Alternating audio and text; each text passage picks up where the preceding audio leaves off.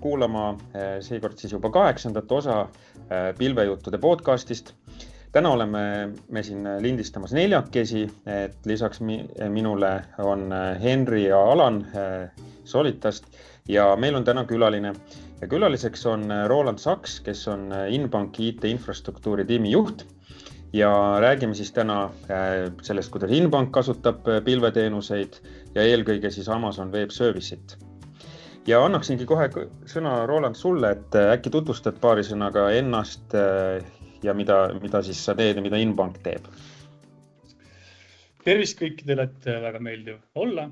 Et nagu mainiti, minu nimi on Roland ja töötan hetkel Inbankas infra tiim liidina. Minu varasem taust oli see, et juba siuke hea 2016 aastal alustasin IT tegemistega. Tollel ajal ühes online gambling ettevõttes. Nüüd on omajagu aega mööda läinud, et järgmine aasta tegelikult tulebki siuke huvitav juubel, et 10 aastat saab täis. Ja praegu viimased 5 aastat olen siis töötanud Inbankast, millest viimased 2 aastat on olnud siis nii-öelda tiimliidina. Et millega Inbank tegeleb, et siuke nimi ise natuke petab ära, et oleme siis Eesti juurtega pank. Aga me proovime natuke olla siuke teistsugune, mitte tavaline pank nii-öelda tellerite sularahadega, vaid pigem siuke keskendume rohkem tugevalt nii-öelda digitaliseeritud lahendustele ja fintech suunitused nii-öelda rohkem. Et oma tegevuse aeg oleme nüüd läinud siin laienenud Eestit igal poole kaugemale ka. Et lisaks Eestile tegutsema ka Lätis, Leedus, Poolas ja Tšehhis. Ja pakumegi siis pakume inimestele klientidele oma finantseeringut ostude jaoks, et kui on soovi, et järelmaksuga, et kõik selline lahendus, et nii-öelda oleme siis klientidele kätte saadav selle vallas. Ja on ka sellised vähem traditsioonilisi lahendusi, näiteks rendilahendused ja ka hoiused, mida pakume klientidele ja me peamiselt tegutseme nii-öelda läbi enda partnerite, et meil on hetkel üle 6000 aktiivse partneri ja läbi nende partnerite kanalite käib siis põhiliselt siuke teenuste pakkumine nii-öelda meie poolt. Et selline siuke lühike Inbanki ülevaade hetkel. Okei, päris põnev. Ja kui suur sul infratiim on või kuidas te üldse seda infrat haldate? Sa nimetasid praegu vist 6 riiki või kas teil on nagu igas riigis mingi sats inimesi või olete nagu... Meil on praegu 5 riiki, aga meil on tegelikult infratiim on 5 liiget hetkel ja kõik nendest 4 on siis Eestis ja 1 on nii-öelda Lätis. Et me ei limiteeri kuhugi riik ennast ära tähelikult, et kõik nii-öelda riigid on tähelikult valla, et kui keegi saab kandideerida. Aga hetkel meil on tiimis on 5 infraliiget nii-öelda koos minuga. Okei, päris isik tiim tegelikult või nagu hästi optimeeritud.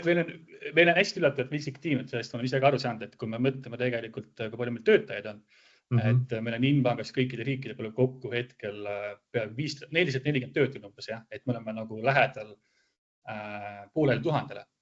Aga nendest ütleme siis siuke product tech tribe, kus oleme ka töötame, see töötab siis igapäevaselt nii-öelda tehnoloogia ja produkti nii-öelda edasiviimisega.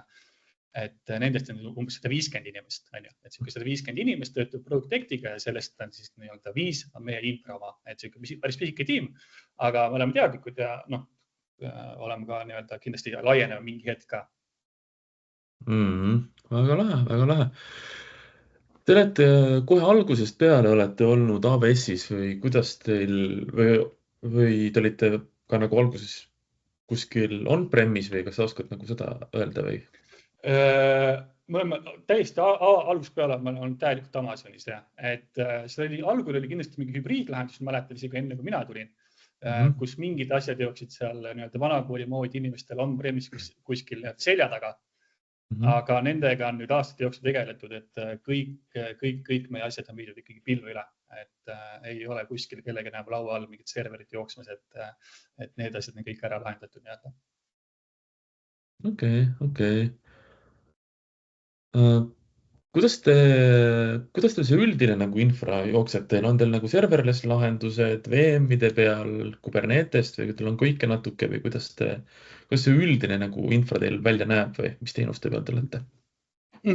Et see on siuke võib-olla hakkab tajaalus pihta, et siuke huvitav hübriidlahendus meil siin ka, et ajalooliselt on olnud kõik muidugi Dockerist, et meil on põhimõtteliselt olnud kõik ECS-i peal, jooksnud kogu aeg. Kõik on ECS-i peal, et neid ettevõtteid ei tule Eestis väga palju vist teeb, aga me oleme olnud algusest peale ECS-i peal. Kõik on nii-öelda hetkel, kõik uusarendused on tegelikult mikroteenuste peale, et jällegi, et meil on siuke 50 mikroteenust ja samas meil on ka üks suur monoliit teenus nii-öelda Ruby peal, mis jookseb. Aga hetkel me tegelemegi sellega, et seda nii-öelda hakata decoupling, et tükerdada nii palju kui võimalik, et sellest nii-öelda suurest tükist lahti saada. Et meil on kõik näha, et sellist kõik jookseb nii-öelda Dockerist ECS-i peal ja me oleme sealt võtnud siis Amazonist hästi palju portsjoneid, kõike muid nii-öelda supporting asju kõrval, et me räägime Kafkast, me räägime Postgrest, Redisest, Cloudfront, hästi palju päris kõva nii-öelda suunitus Amazoni peal ka.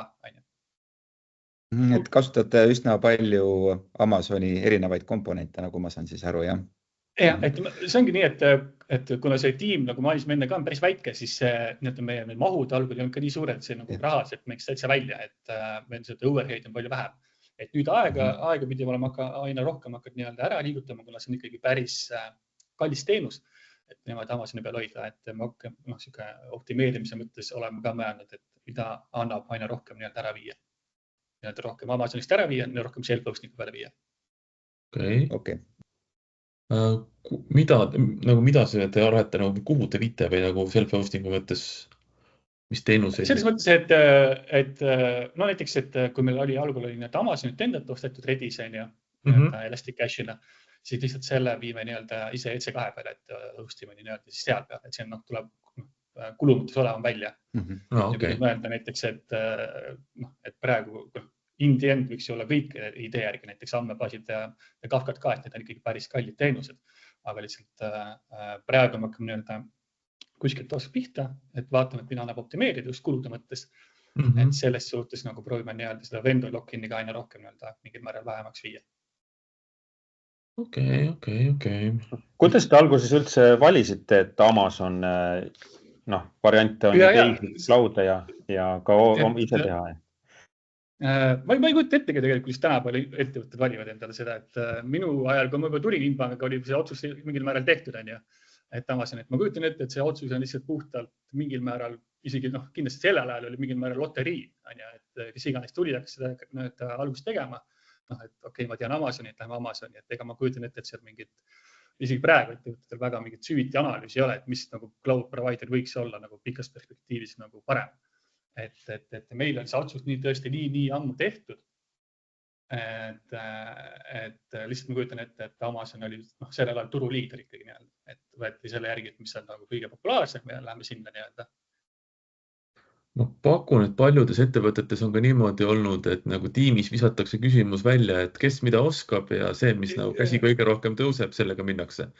Et sellist suurt analüüsi vist kohati väga palju ei tehta ka.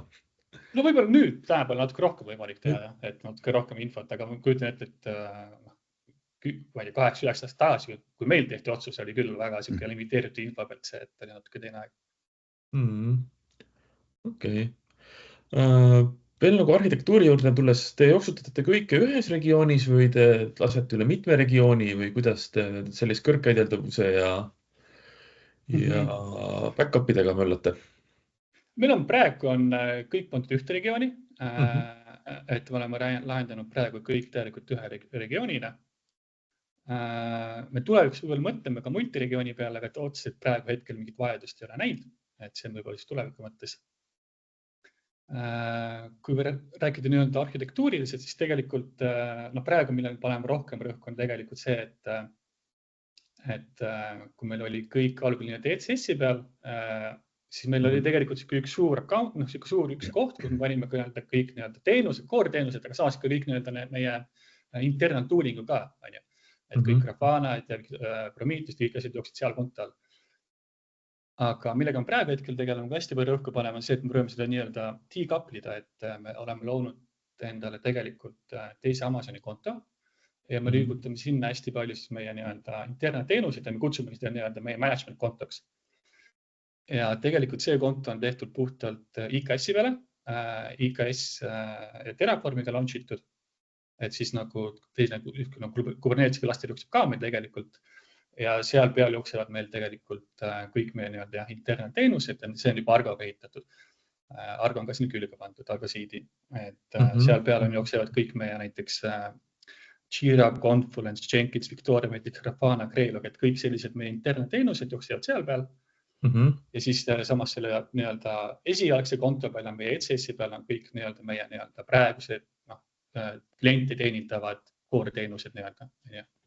Front office, back office piltlikult öeldes, jah? Jah, et siuke arhitektuuriliselt on hästi keeruline seletada, meil on tõesti kaks erinevat lahendust justkui. Et üks on siuke vana mingil määral ja nüüd teistpidi me oleme ka tegelikult proovime seda uut kõrvale ehitada endale. Okei. Tundub loogiline, aga eks te seal viiekesi võtta möllama, et keegi haigeks jääda ei saa ja suvel niimoodi arendust väga vist ei käi, et või? No eks me siin proovime küll optimeerida, et tiim on väike küll jah, aga praegu siiamaani on kõik ilusti hakkama saadud, et kõigil on väga väljakutse või põnevad ajad, et selles suhtes on hea. Kuidas Alar, palun.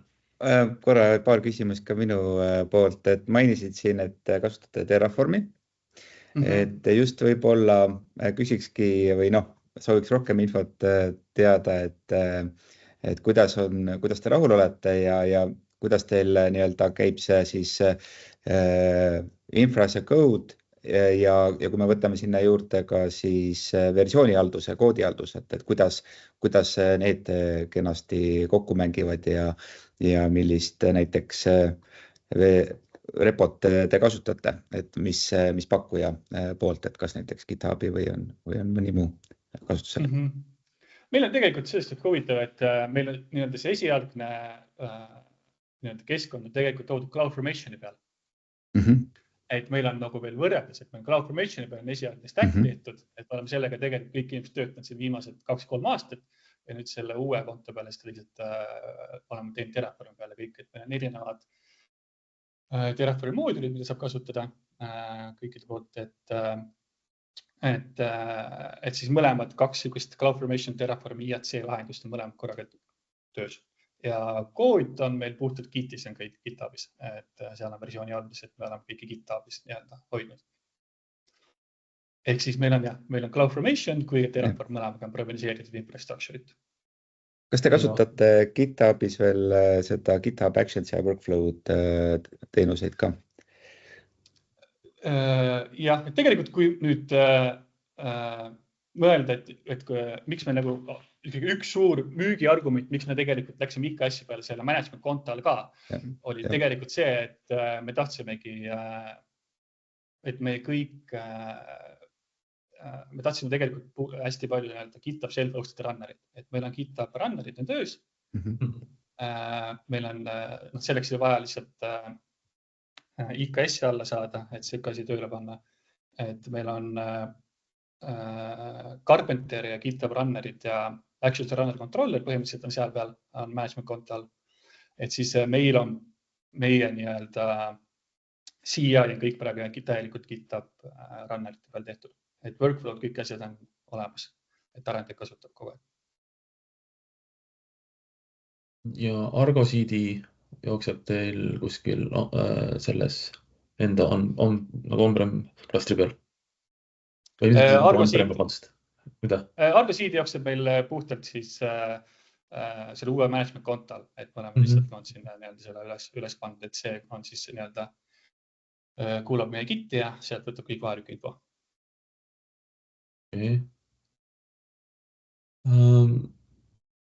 See Terraformi kasutamine, et seda OpenTofut ei ole me olnud kasutama hakata, et jääte ikka veel Terraformi peale? Ja, et me oleme siin igast volüümi ja kõik asjad siin läbi käinud, et siin neid valikuid on päris palju tahepeal, aga me oleme ikkagi praegu puhtalt mõeldes inimeste backgroundi peale ja et varasem kogemus peale, et Terraform on praegu see, millega me oleme väga rahul, et me ei hakka midagi uut leiutama, et töötab väga hästi meie jaoks nii-öelda. Kas kasutate ka teisi HashiCorpi tooteid nagu näiteks HashiCorp Bolt? Oli mõttes, aga ei, et teades siin praegu, mis hashi korbiga kõik toimub, siis pigem võib-olla ongi hea, et ei kasuta, et lihtsalt kulude peale kohta mõtlema. Mida vähem, seda parem võib-olla. Jah, tegelikult see mu küsimus tegelikult läks natuke edasi ka, et just nagu mina olen viimasel ajal mõelnud nende infrastructure as a code'i ja muude nagu open source'i asjade puhul ka selle turvalisusele ja nüüd need tarneahela probleemid ja regulatsioonid, et kuidas on inpanka teha või panka või finantsasutust teha sellises väga reguleeritud maailmas ja kuidas seda jooksutada on AWS-is, kui me siin räägime, taustal on see DORA, GDPR, ISO, NIST, ma arvan, et sa vist tead isegi neid rohkem kui meie siin neid nimesid. No selles suhtes on hea, et mul on, ma võib-olla midagi väga muud maailma ei teagi, et ma olen nii kaua siin olnud selles, et keeruline võrrelda nüüd, et mis on teistes kohtades on. Aga eks ta on keeruline muidugi jah, et pangana on ikkagi meil need regulatsioonid on päris karmid, et siuke väga tihe nii-öelda ülevaade kogu aeg ja nii-öelda range järelevalve alla. Aga ja ka see, et meil tegelikult pole väga seda eksimisruumi nii-öelda, et kui midagi juhtub, on siuke nii-öelda kliendi ja partneri suhtel on kohe nii-öelda reputation damage, et see on ühekordne pauk nii-öelda. Aga meil õnneks on hästi palju ettevõtteid sellele rõhku pandud, et see ei ole niimoodi, et ainult meie tegeleme sellega, et meil on igast erinevad tiimid, compliance ja risk tiim, security tiim eraldi, et ka nemad tegelevad igapäevast just jälgivad nende asjadega, et kõik oleks nende kooskõlastatud. Ja selline pidev auditite ja analüüside tegemine kogu aeg on nagu käib käsikäes, et oleks kõikidele nendele regulatsioonidele nii-öelda kooskõlastatud. Et siis praegune seis nagu teid nagu väga pead valutama ei pane, et on suht tavaline olukord, sest et meie küll näeme praegu, et see üldisel turul hakkab selline peavalu natuke tõusma, et just selle NIST-i ja ISO teemadega ja AIDS osadel Eesti ettevõtetel, nii et te olete harjunud sellise regulatsioonide vahel nagu tegutsema? Meil on mingil määral küll, et see on just siuke suhtlus sellega, et alati nende audiitoritega pidev, ma ei tea, see käib kogu aeg käsikäis mingil määral meil. Kogu aeg uuritakse, kogu aeg tahetakse teada, kõik olema nagu dokumentatsioonid, update, kuidas see kõik lahendatud on, mis need on. Et see käib nagu lihtsalt pidevalt kogu aeg meiega nii-öelda kaasas mingil määral, et kindlasti juba tulevikus tõesti tekivad mingid probleemid, aga eks mingid uued nii-öelda asjad tekivad välja impulda kooruda regulatsioonide mõttes, aga eks me siis hakkame tegelema nendega kuskilt otsast, et hetkel lihtsalt on praegu et kõik tiimid on sellega nii palju seotud ja kogu aeg nii-öelda, ma mainisin compliance ja risk, et meil on eraldi security tiim, kes tegelebki just nende asjadega kogu aeg vaatab, et kuidas need andmete haldus on, mis seal toimub täpselt, et see ei ole nii, et nagu õnneks, et meie peame ainult puhtalt mingi üksi sellega nii-öelda tegelema, vaid kogu nii-öelda ettevõte on nagu väga nii-öelda insünk, et teha täpselt, mis need asjad on ja kuidas seda tegema. Okay. Ega see võib-olla tulebki või vahe ongi selles, et pangad ja Inbank on juba aastaid ja algusest peale tegelenud regulatsioonide ja nõuete täitmisega, aga paljude organisatsioonide jaoks on see täiesti uus teema, et meil ei olegi riskihalduse osakonda või kunagi ei olegi midagi tehtud, et siis on see küll šokeeriv ju. Ma oletan, et kõik tööprotsessid tuleb üle vaadata ja muud, et siis jah. Nii on, jah.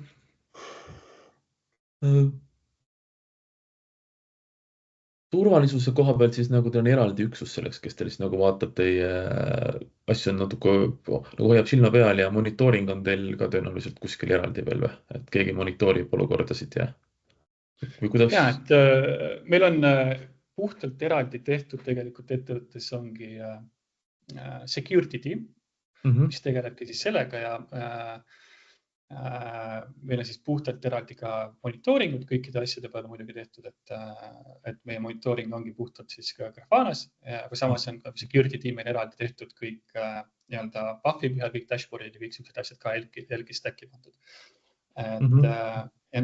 Pluss neil lisaks endal on ka siis Vazoo ja sellised asjad ka käsid seal, et millega nagu proovivad nagu kogu aeg analüüsida, aru saada, et mis nii-öelda info käib, mis toimub, et selline põgus kogu aeg ülevaade. Et meil ettevõttes tõesti eraldi tiim selle jaoks, kes tegeleb ka muud asjadega, aga nende üks ülesanne vastutus on ka kindlasti see. OWASP-i kontroll on mingi nagu infra või turvameeste nagu pärusmaal või nagu arendaja ise peab vaatama, et ta niisugust kohutavat koodi ei genereeri. See on ikkagi puhtalt arendajate vastutus meil nüüd, et arendajate, aga kindlasti toimub ka mingid additional check'id security tiimi poolt ja niimoodi, aga arendajate on see niche vastutus lasub nende poole peal nii-öelda. Okei. Me veidi enne puudutasime neid pilvekulusid, või nagu üldiselt, et kuidas teil kulud hetkel on, et nagu... Kulud on alati väga tundlik teema, eriti kui rääkida Amazonist, et sellele on tegelikult hästi palju rõhku pandud siin viimaste aastatega samamoodi ka meil. Et kuidas me seda kõike teeme, on tegelikult see, et kõigepealt meil on päris tugev monitoring seal ümber ehitatud, et me saame nii-öelda daily saame reporte, et kõikide kontode peal kokku, mis meil on, mis need kulud on. Kerge võrdlusmoment nii-öelda, et võrreldes eelmiste päevadega. Lisaks meil on pandud ka alertingud püsti, et kui on mingi, ma ei tea, ütleme, VPC kulu läheb liiga kõrgeks spike'iga, et me saame mingi alerti, kui ta on monthly budget läheb täis, et me saame ka selle alerti endal kätte, et ei tule ootamatult kuu valgul mingit üllatust, et okei, mul on see nüüd mingi, ma ei tea, mingi 200% kallim arvena vähem, et lihtsalt varem on see info teadlik. Et ühest küljest me hästi palju monitoorime seda ja teisest küljest meil on ka me oleme proovinud seda kõik optimeerida hästi palju, et kõige tüüpilisem asi, mida alati tehakse, ongi nii-öelda need, et on need reserved instance'id, mida ka meil on ette ostetud, et see on kõige efektiivsem värk, kuidas on võimalik enda kulusi alla viia. Ja samas me oleme ka nii-öelda saving plan'e ka meil, et me oleme ostnud puhtalt siis compute power'it ka endale, et ühed siis andmebaaside jaoks, teised siis puhtalt TC2 nõudide jaoks. Et mõlemad pidi me oleme nii-öelda ostnud endale, oleme nii-öelda reserveerinud ennast pikemaks ajaks Amazoniga. Ehk siis piltlikult öeldes pikad lepingud toovad võidu.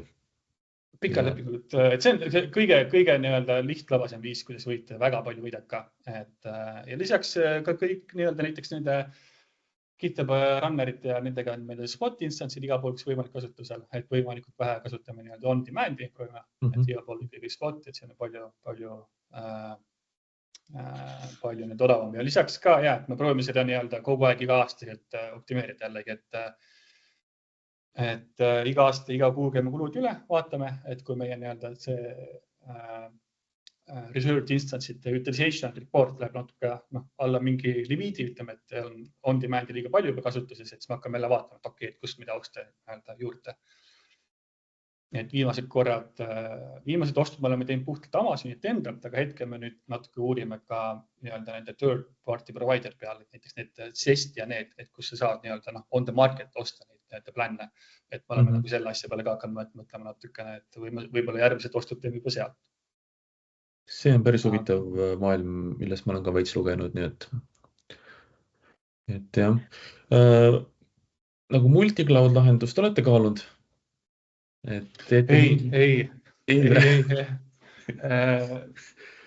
Me oleme tegelikult siin läbi käinud, see vendor lock-in on hästi nagu pädev teema pidevalt meil varem ka, et kui haiget me oleme nii-öelda vendor lock-in mingil määral, aga siiamaani me ei ole multicloudi peale küll õnneks juba üks mõeldud, et meie elu praegu ja järgnevad aastad on kindlasti Amazonis. Kas see annab siis pigem nagu kulude peale mõelda, siis on pigem mõistlik nagu selles ühes cloudis, ka näiteks Amazonis, siis seal sees pigistada maksimum välja versus see, et minna multi-cloud või multi-hübriidlahenduse peale, kus siis nagu saab nii-öelda nagu konkureerima panna erinevad variandid mingi workloadi osas või?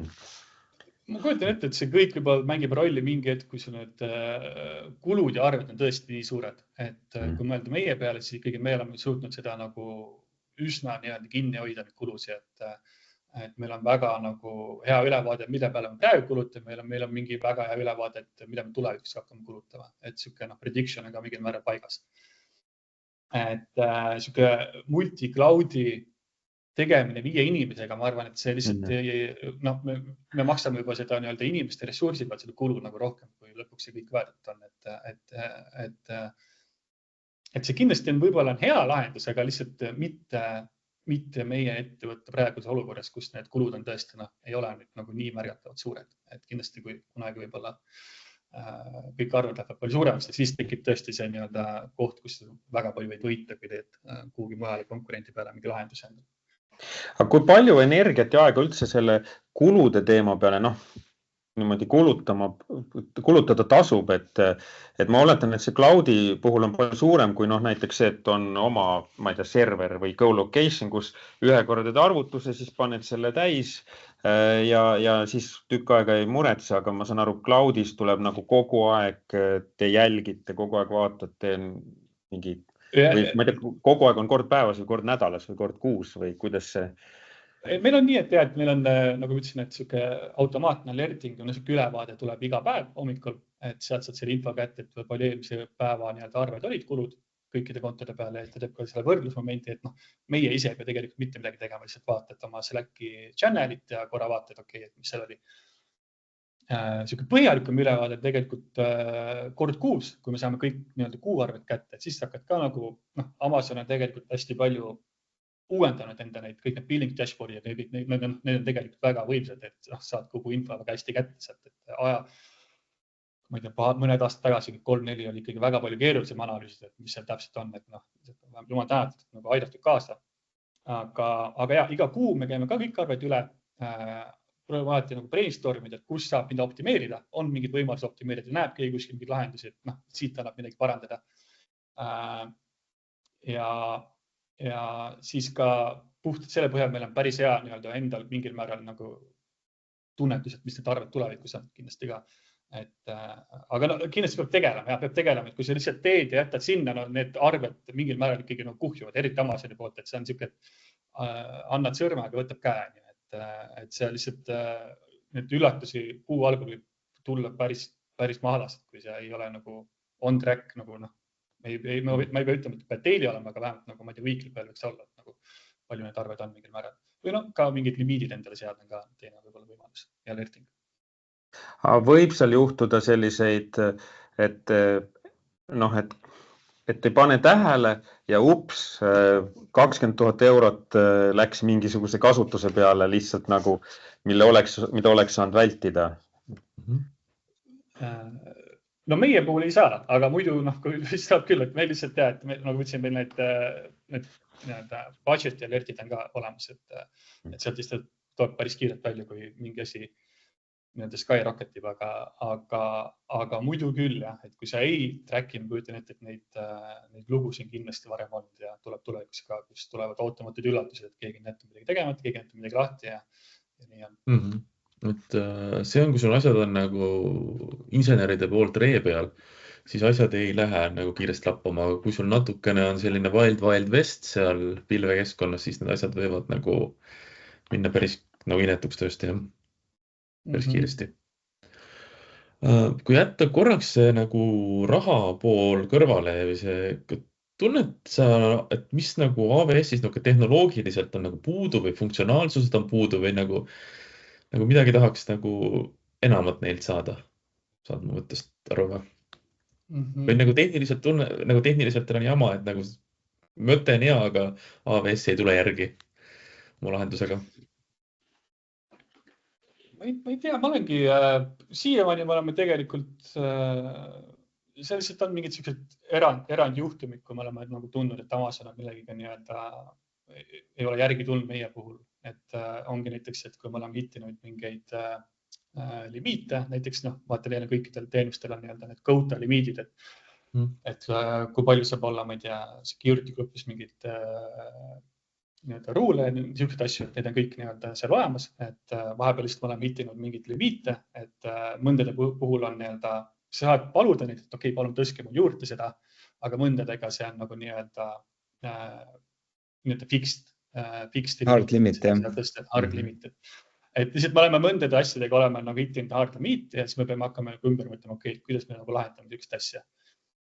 Et kõige huvitavam on näiteks juhtuma see, kui meil on Amazon API Gateway on see 30 sekundi limiit nii-öelda, aga meil lihtsalt on mõned corner case'id, kus näiteks meil peab olema see request pikem ja siis me hakkame nagu seda asja tõsta ka, et siis ongi nii, et gateway ise nii-öelda cancel teeb ära, et me oleme hakanud mõtlema, et kuidas nii-öelda ümber mängida ja teistpidi mingit alternatiivlahendust leida. Aga siiamaani Amazoni poolt endal küll, et me oleme kõik asjad tehtud seal, mis on vaja teha. Seal on mingid limiidid ja tihtipeale ka vahepeal on nii-öelda need Amazoni enda versiooni uuendustega tulevad päris hilja järgi nii-öelda, et näiteks kui mingi Postgre versiooni uuendus on tegelikult taustal tehtud, siis Amazon ise andab selle nii-öelda latest versiooni, et tuleb pool aastat hiljem või nagu niimoodi.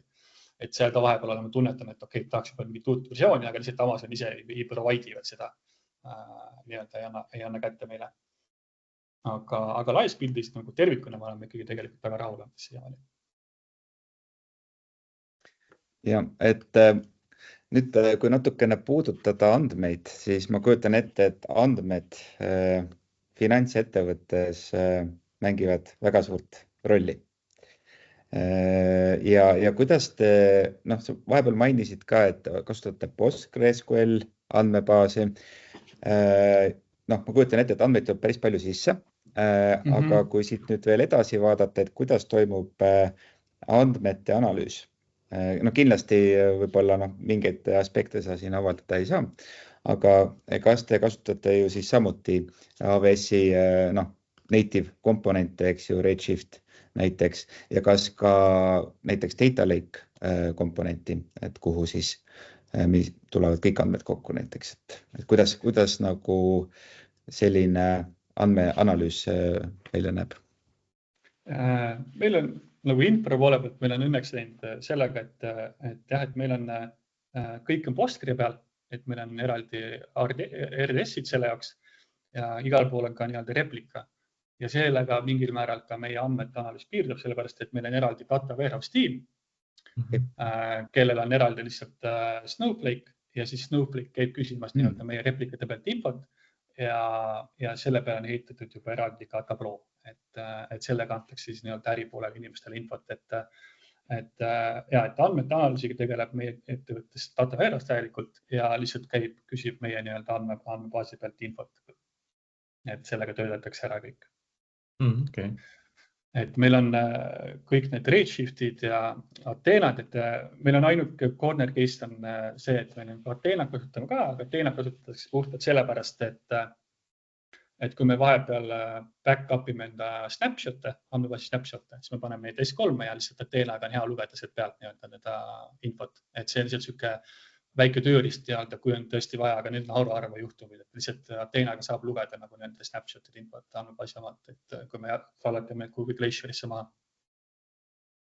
Aga siuke põhiline suur andmete töötame käib ikkagi kõik data warehouse tiimi poolt. Et nemad juba võtavadki nii-öelda selle raw data võtavad sisse ja siis nad teevad transformatsioonid ja soovitud kõik toimingud seal edasi Snowflake'is. Et neil on kõik Snowpipe'id on kõik tehtud meie siis nagu Postgre pihta ja käivad küsivad sealt infot ja hakkavad selle töötama ja talletama. Ja neil on oma tiim, kes siis ka nagu arendab Snowflake'i poole pealt, et Snowpipe'ide siis ei pea ise seal nii-öelda konfigureerima, lihtsalt ja annate nii-öelda input'i neile ja siis nad ise seal. Ja, et see nii-öelda või kus see piir ära kaob, et kes millist nii-öelda teenust vastusala nii-öelda. Ja, data warehouse puhtalt on Snowflake on nende pärusmaa, et Postgre nii-öelda ülevalhoidmine puhtalt siis nagu infra pool loogiliselt, et meie nagu monitoorime, trackime kõike seda, mis seal toimub ja ka andmebaasi enda konfiguratsioon on meie poolt tehtud, et kõik parameetrid ja niimoodi. Aga kõik see ja samuti ka nii-öelda see connectivity part Snowflake'i ja RDS-i poolt on nagu nii-öelda meie tehtud ja meie monitoorime. Aga kui juba kõik data jõuab nii-öelda Snowflake'i, siis see on puhtalt nagu data warehouse enda töö, et kuidas nad hakkavad tegelema, mis need on, kus nad küsivad, kuhu nad talletavad. Ja et õnneks või kahjuks meie ei puutu kokku sellega. Väga põnev, Alanil läksid ka kohe silmad särama, ta on ka Snowflake'iga natuke. Ja ma puutun väga palju Snowflake'iga kokku. Nii et väga põnev. Noh, ma olen rohkem nagu Databricks'i tiimis, aga noh, sellest meil teine kord. Meil on üks nagu kuulaja küsis, et küsi nagu inimeste käest seda, et nagu mis neil nagu aktuaalne praegu on nagu kõige rohkem laual muret tekitav, et nagu mis neil öösiti magada ei lase, et mis on see tänane murekoht ja murelaps peamiselt siis on? Õnneks et ei ole sellist asja, mis nagu öösiti magada ei lase, aga ütleme, et millega me tahame tegelikult, mida parandada tahame kindlasti, ongi kindlasti automatiseerimine veel rohkem, et kuna väike tiim, kogu aeg automatiseerida, kõik on automatiseeritud nii palju kui võimalik. Siis me tahaks kindlasti parandada enda monitooringu aspekti, et arendajate poole poolt. Et arendajad on, kui me vaatame enda näiteks viimast neid NPS service'i, et on niisugune murelaps ongi nii-öelda monitooring in general, et oleme tahtnud seda nii-öelda parandada, et me vaatame praegu näiteks selle looks good to me stacki poole nii-öelda, mis ongi see Loki, Grafana, OpenTelemetry ja nii edasi. Et see on niisugune töö, mida me tahaks nii-öelda lähitulevikus kindlasti vaadata, parandada, implementeerida. Et kui kindlate asja, mis mul nagu magada ei lase, niisugust asja õnneks enam ei ole. Et me oleme päris nii-öelda enesekindlad, et mis me teeme ja kuidas me töötame. Aga lihtsalt on hästi palju asju, mida tahaks nagu nii-öelda implementeerida ja parandada ja optimeerida nii-öelda. Et magada võib-olla ei lase nii-öelda excitement, et saaks neid asju teha. Et niipidi, mitte hirm, aga hea tuju, et saab tegeleda huvitavate asjadega. Cool. Oli meil veel siin küsimusi või? Mida me tahtsime arutada või? Jah, et võib-olla siia lõppu siis nii-öelda natukene nii-öelda tööväliseid küsimusi ka, et kas, kui sa nüüd, on sul mingid oma rakendused, arendused, mis sa teed, mis jooksevad pilves või sellised nii-öelda pet project'id, mis välja tooksid? Mul oli kunagi kindlasti, aga nüüd ma juba tunnen, et tööalaselt kõik need pilvasjad on nii-öelda rahuldatud, et mida rohkem füüsilist, seda parem mingil määral.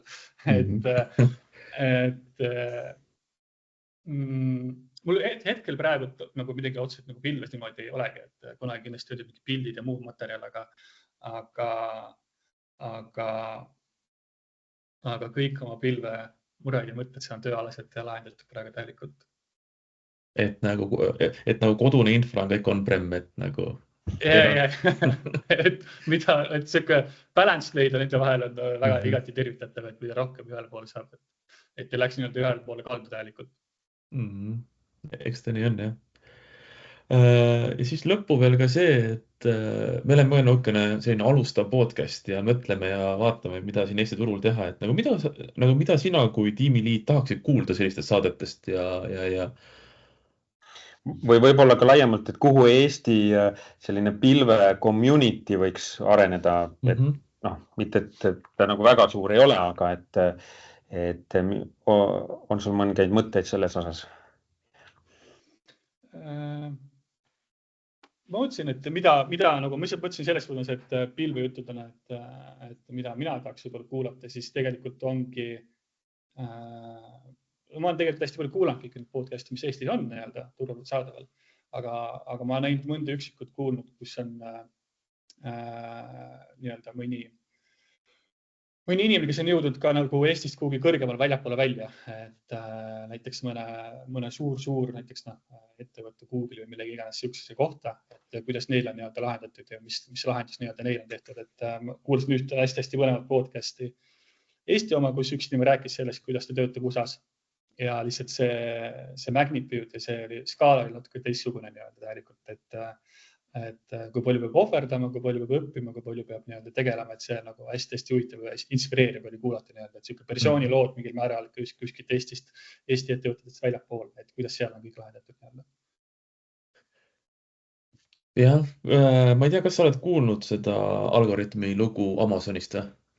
jah. Et see väga pikalt neil üleval nagu ei saanud olla, see tuli alla võtta, aga jah, see oli ka tegelikult jah, täitsa nagu huvitav on näha, et kes kuskil nagu välismaal teeb midagi, nii et eks me mõtleme ja uurime. Nii et siis suured tänud, et jagasid oma kogemust. Oli väga huvitav ja väga tore on näha, et selline nagu talupoja mõistuslik lähenemine koos siis modernse tehnoloogiaga, et saab teha uute asjadega, optimeerida, teha lahendus, mis on ärile vajalik ja et väga huvitav. Ja suured tänud siis ja peatse kohtumiseni. Jõudu Inbangale. Aitäh teile. Jõudu. Tšau.